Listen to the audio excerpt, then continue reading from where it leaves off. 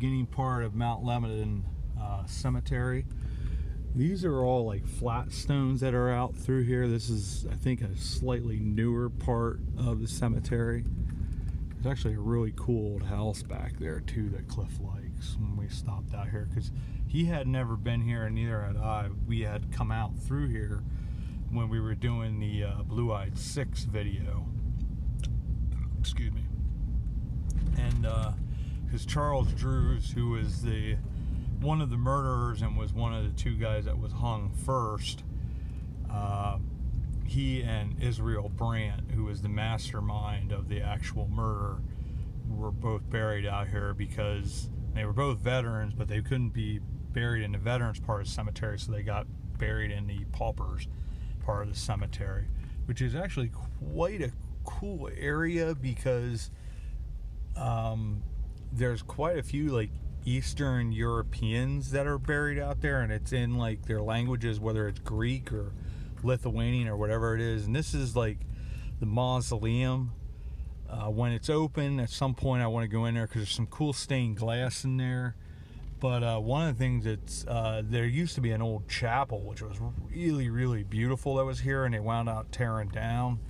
But a lot of unique stones, a lot of very famous people, very prevalent in the community, are buried here.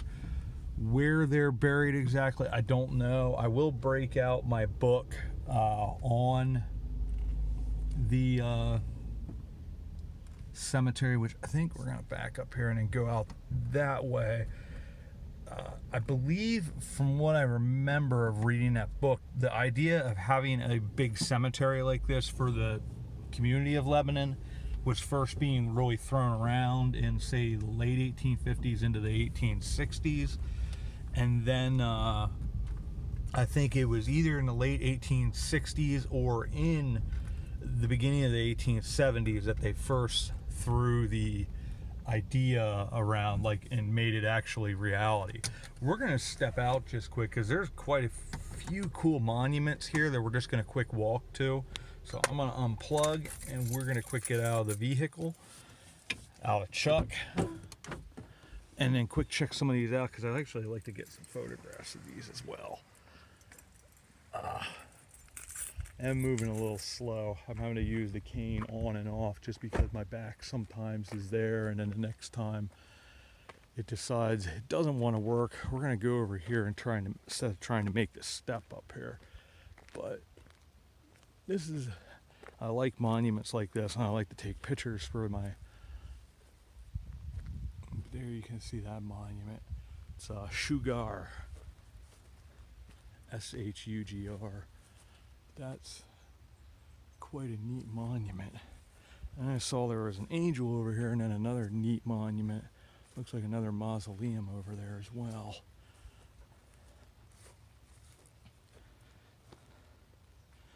There's one like a cherub, so that's most likely a child's.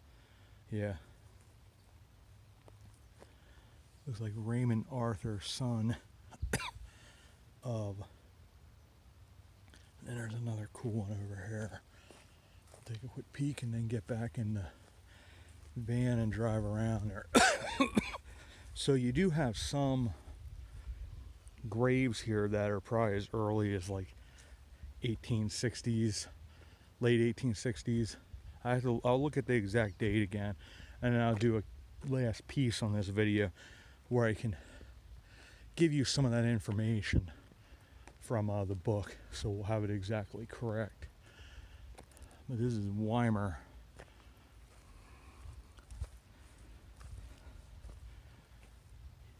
He giveth his beloved sleep. That is a really pretty monument there.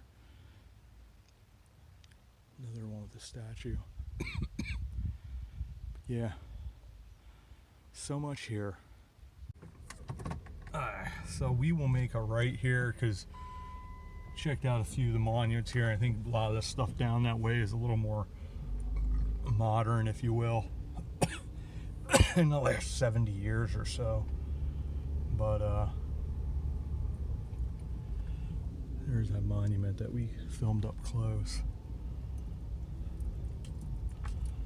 But as I said, there's a lot of people buried here that there's a lot of historical significance to them, which I'm gonna quick pause this here. I will admit I do enjoy the air conditioning.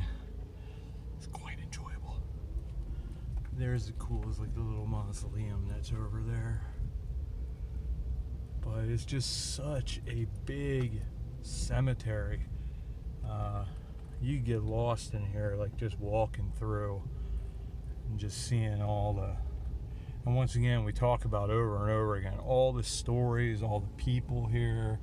When Cliff and I were here, when we stopped by the Charles Drews and Israel Brandt graveside, there was a gentleman that had put a lawn chair down on the other side, which was newer grave sides, and probably stopping there and sitting and talking to his wife. And it's sad because I'm gonna let this person go ahead. But you know, it's just another example of those that this is somebody's loved one, and someone that they really care about, and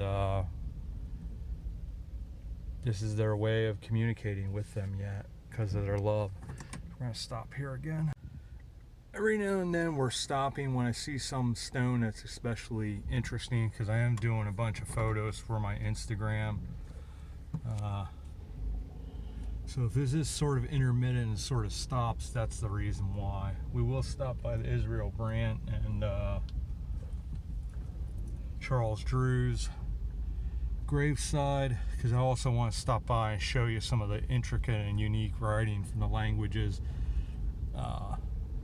there at the pauper part of the cemetery. It was paid for by a gentleman who was a member of the community that was well respected, that he bought that part specifically for people that couldn't afford to have a burial ground. But this is the veterans part of the cemetery, so we are going to quick stop here as well, just because this is, to me, a very, very significant part of this cemetery, and go from there.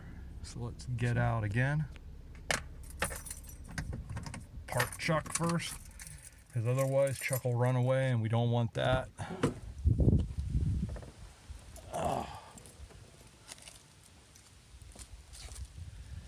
Like I said, I don't think there's anybody as early as like the Revolutionary War, but you never know. They do have War of 1812. And they do have French and Indian War there. I believe that's, and that actually, I think that has to do with Indian campaigns, like Native American campaigns, so that could be stuff that was much later into the 1880s, so that does make sense.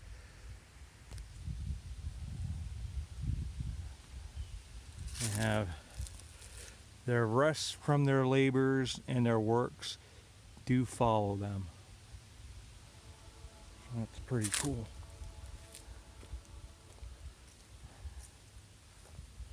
There are veterans throughout the rest of the cemetery, but I think this was specifically laid aside for veterans that I guess probably couldn't afford to have a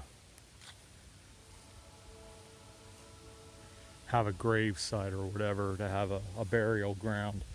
So, and that goes straight down through there. But it's good to remember these men and women who gave so much, because this community, like any other, there were scores and scores of young men and women that gave all. And so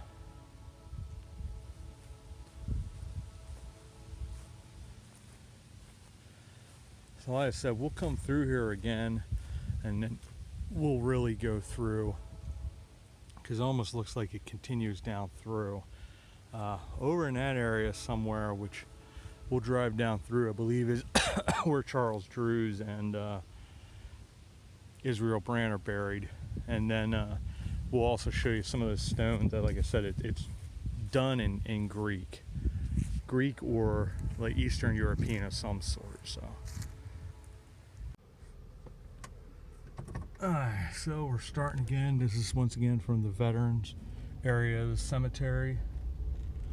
And like I said, we'll do a more thorough going through here because it's, I mean, like I said, this is just massive. And when I go through that book and then I can actually write things down and then I can find out exactly where each of these individuals is buried, I can do it more justice.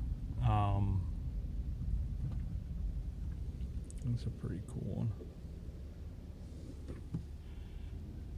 I think this is the area that's right in here somewhere. This is where we start getting into the,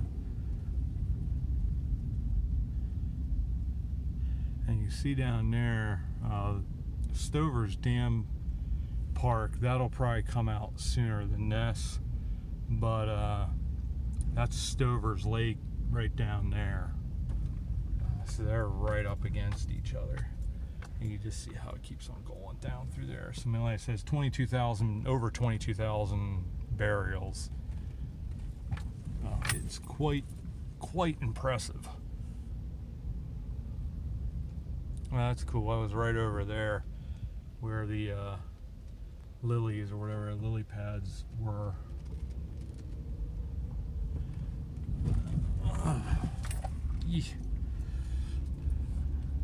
Me back.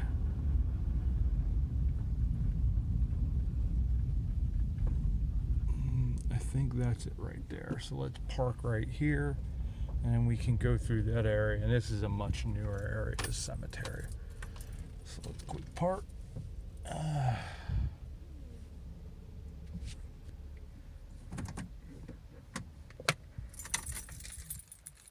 we'll quick get this last one here as I slowly get out of my vehicle.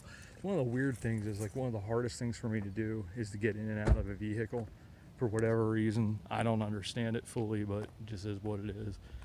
But a lot of these stones over here, this is the area that was donated by a gentleman who bought up all the lots so that the poor of Lebanon would have a place to bury their loved ones.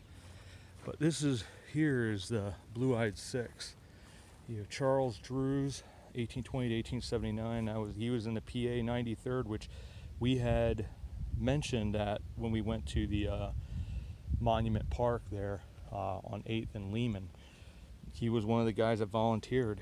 And then Israel Brandt, one of the Blue-Eyed Six, hanged for conspiracy in the murder of Joseph Raber.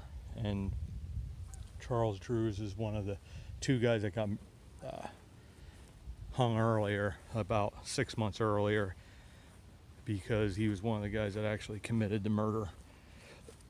We'll see if you get ones that are, to me it looks like Greek. Sorry, my shadow's in the way there, but there you can see it looks like it's mainly in Greek to me. I might be completely wrong about that, but it's just like this whole area is primarily individuals that seem to be of like Eastern European origin. Some of these are a little clearer than others, but yeah, it's the same thing there. Like I said, to me it looks like it's Greek. You can see here, there's one where you can really see the writing pretty clearly. I don't know how clearly you guys can see it,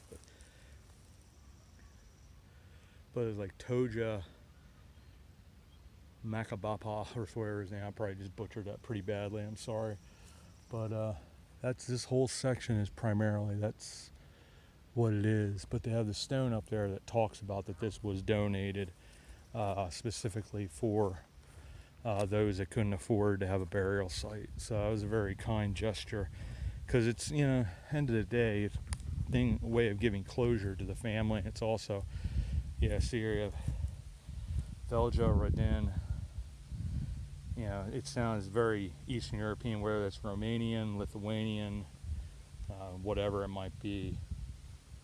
So, and that was prominent in this area. You had a lot of Eastern European people that came in for for the works in these areas, and that was very, very important. But very kind of the gentleman who donated the land, gave a place for people to bury their loved ones.